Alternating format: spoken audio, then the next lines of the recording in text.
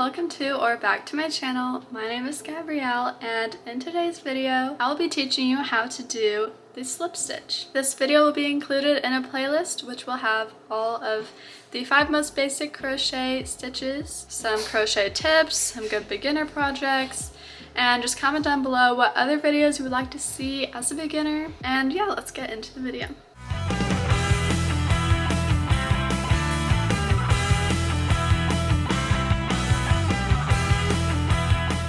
Alright, so for this slip stitch, we're going to start with a slip knot and 11 chains. So a lot of times slip stitches are actually used to join things together. So I'll show you what I mean by that right now.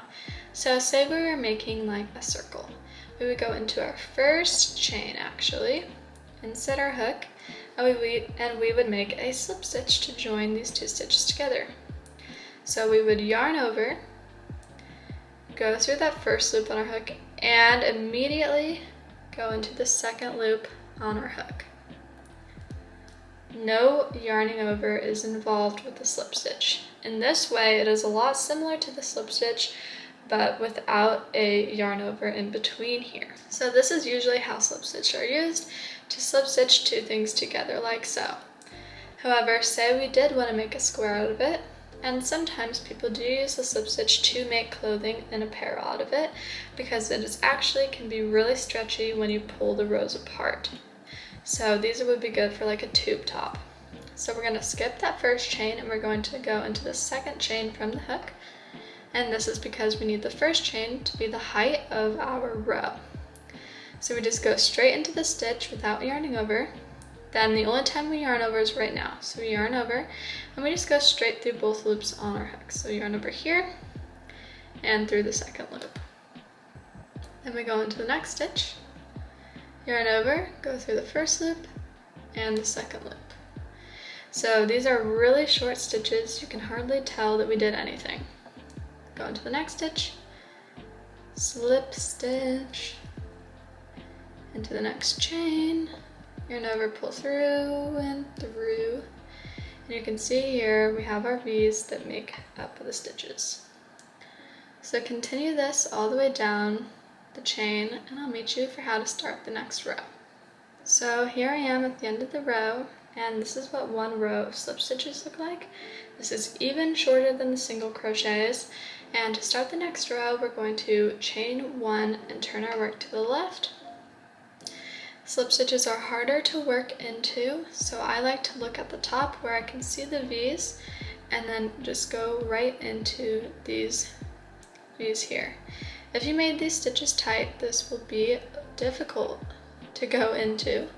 And again, most times you will not encounter having to work into slip stitches because they are usually just for joining things together. But in this case, we are. So we yarn over and go through that slip stitch and through the loop on our hook, being mindful that maybe we could do them looser this time. Go into the next stitch, which I'm just looking at it vertically from the top and trying to go underneath the V here. This is difficult even for me, and I've been crocheting for about 3 years now, so if you're having trouble with this, don't worry. Yarn over, pull through that V and to the loop on your hook. I'm definitely making this row looser. Then I like to look through kind of on the left side here so I can see where I'm going.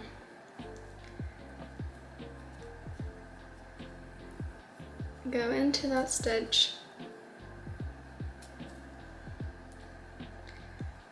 yarn over, pull through and through, and I'll meet you at the end of the row to show you what it looks like after 2 rows. Alright, so here's what the slip stitch square looks like. This only took me like 80 years. So there's actually double the rows as what it looks like here, and you'll see them on the back side.